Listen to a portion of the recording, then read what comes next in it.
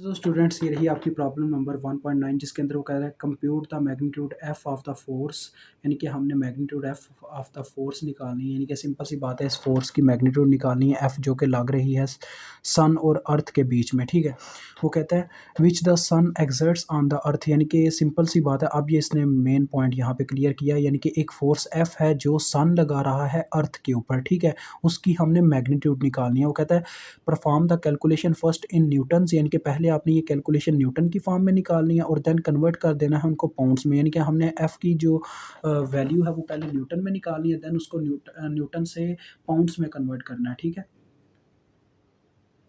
तो चलो वो करते हैं यार। सिंपल सी बात है, देखो बच्चों, हमें ग्रेविटेशनल लॉ ऑफ न्यूटन लगाना होगा, जो कि आपको याद होगा, मैं आपको बार बार पढ़ाता रहा हूँ। F is equal to G m1 m2 और डिवाइडेड बाय अपना आर स्केयर होता था, लेकिन यहाँ पे डी स्केयर होगा बिकॉज यहाँ पे आप एक तरफ अर्थ है, एक तरफ अपना सन है, तो इन दोनों के दरमियान जो डिस्टेंस यानी कि रेडियस, एक स्पेसिफिक डिस्टेंस पाया जाता है, वो आ जाएगा। ठीक है, यानी कि हमारे पास ये इक्वेशन बन जाएगी। देखें, हमारे पास इक्वेशन जो होती है F is equal to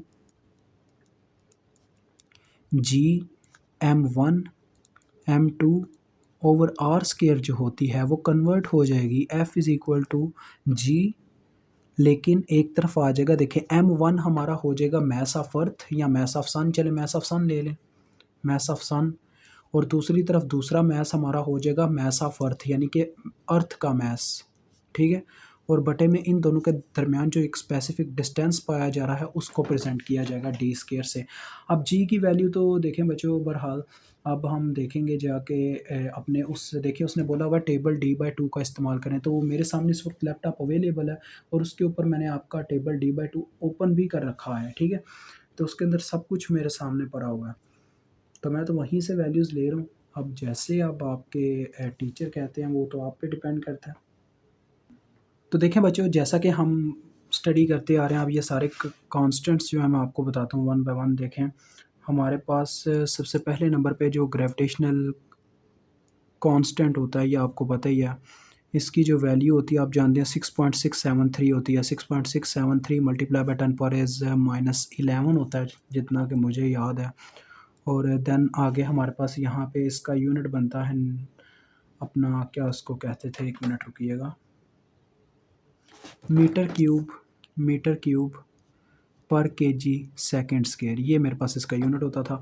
mass of सन की बात करूं तो ये बच्चों आपके टेबल D/2 में सही तरीके से गिवन नहीं है, तो ये आपने यहाँ से मेरे वाले इस क्वेश्चन से ले लेना। मैस ऑफ सन, इसकी वैल्यू आपने सेव करके रख लेनी है अपने पास। ठीक है, इसकी वैल्यू होती है 1.99 मल्टीप्लाई बाय 10⁻30 kg। ठीक है, आप इसको अपने गूगल से भी निकाल सकते हो। वैसे ये मैस ऑफ सन की वैल्यू होती है। मैस ऑफ अर्थ की जो वैल्यू होती है वो आपको पता ही है, वो हम इस्तेमाल करते आ रहे हैं। ये आपके टेबल में गिवन है मैस ऑफ अर्थ की वैल्यू, इसका तो कोई मसला नहीं है। ये 5.97 ये हमने आगे भी इस्तेमाल किया, मल्टीप्लाई बाय 10⁻24 kg। ठीक है, और देन डिस्टेंस की बात करूँ तो डिस्टेंस बच्चों, अब डिस्टेंस आपने देखना है सन और अर्थ के बीच में जो डिस्टेंस है वो आपने निकालना है। ठीक है, distance between sun and earth, ये भी आप अपने वहाँ से निकालोगे, क्या उसका नाम है, गूगल से, तो आपको पता चल जाएगा सन और अर्थ के बीच में डिस्टेंस कितना है। अब ये आपके टीचर पे डिपेंड करता है, वो कितना मेहरबान है आप पे, क्या पता वो डिस्टेंस दे ही दे, यानी कि रेडियस इसे कहा जाता है, डिस्टेंस कितना होगा, तो वो होता है 1.49 मल्टीप्लाई बाय 10⁻11। ठीक है, आप इसको 1.5 भी कह सकते हो, बहरहाल मीटर, ये इतना बनता है। तो ये मैंने गूगल से ही निकाला है। मैंने गूगल को कहा distance between sun and earth, और उसने मुझे ये दे दिया। देखो बच्चों, वो जब आप गूगल को दे कहते हो ना कि मुझे डिस्टेंस दे दे भाई, तो वो आपको देता है 149.6 मिलियन। मिलियन जो है ना वो बनता है 10 पर इज़ अपना क्या नाम है 9 बनता है। ठीक है, 10 पर इज़ 9, तो 10 पर इज़ 9 बनता है मिलियन, यानी नैनो को हम कहते हैं।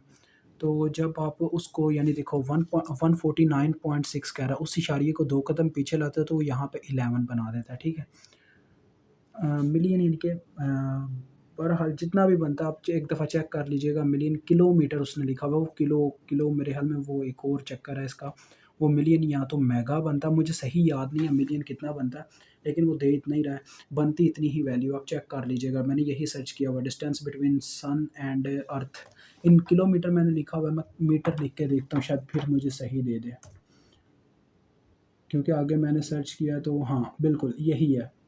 देखो बच्चों यही वैल्यू आती है, ठीक है। अब देखें आपको ये भी मिल गया, ये भी मिल गया, ये भी मिल गया, ये भी मिल गया, सब कुछ मिल गया, आपने जस्ट अब पुटिंग करनी है। तो देखो एफ इज़ इक्वल टू आपके पास क्या आ जाएगा, सबसे पहले इसकी वैल्यू 6.673 मल्टीप्लाई बाय 10⁻11, और आपको पता ही है ये आपको न्यूटन में निकाल के देगा आपका आंसर।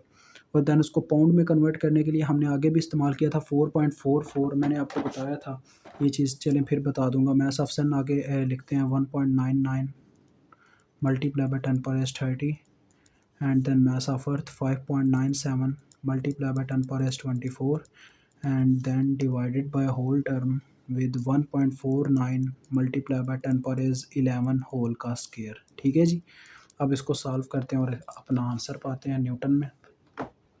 तो ये बच्चों मेरे पास फाइनली इसकी वैल्यू आ रही है 3.5 मल्टीप्लाई बाय 10⁻22 न्यूटन। ठीक है जी, अब ये न्यूटन में वैल्यू आई है। अब हम इसको कन्वर्ट करेंगे, ये हमारा ए पार्ट था, अब इसका बी पार्ट करते हैं।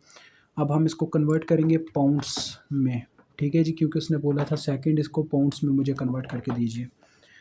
तो जैसा कि मैंने आपको बता रखा है कि एक पाउंड के अंदर हमारे पास होते हैं 4.4482 न्यूटन, जितना मुझे याद है। मैं प्रीवियस में वैसे देख लेता हूँ एक दफ़ा ताकि ये मसला ना हो। जी बिल्कुल बच्चों, ऐसा ही होता है। अब देखें मुझे यहाँ पे सिंपल सी बात है, पाउंड चाहिए न्यूटन की जगह, तो यानी यहाँ पे एक न्यूटन के अंदर कितने पाउंड होते हैं मुझे ये चेक करना चाहिए। तो यहीं से देखें फार्मूला बनेगा, एक न्यूटन के अंदर इतने पाउंड्स होते हैं, 1 डिवाइडेड बाय 4.4482 पाउंड्स। ठीक है, तो ये फार्मूला बना। तो यानी मेरे पास जो भी आंसर आया 3.5 समथिंग जो भी आया, उसको जस्ट मुझे क्या करना होगा, मल्टीप्लाई करवाना होगा 1/4.4482 के साथ, और ये कन्वर्ट हो जाएगा पाउंड में। तो चेक कर लेते हैं कितना बनता है, 4.4482। तो ये बच्चों आपके पास फाइनली जो आंसर आता है ये बन जाता है जी हमारे पास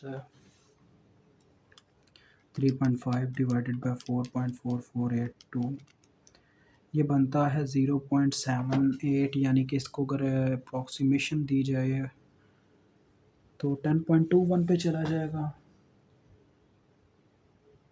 जी बिल्कुल 10.21, यानी अप्रॉक्सीमेटली 8 के करीब चला जाता है बच्चों। 7.86 आ रहा है, जिसे हम 7.9 भी कह सकते हैं। 7.9 मल्टीप्लाई बाय 10⁻21 पाउंड्स। ठीक है, तो ये आपके पास आता है। मुझे उम्मीद है आपको समझ आ गई होगी। अभी तक के लिए इतना ही, खुदा हाफिज़।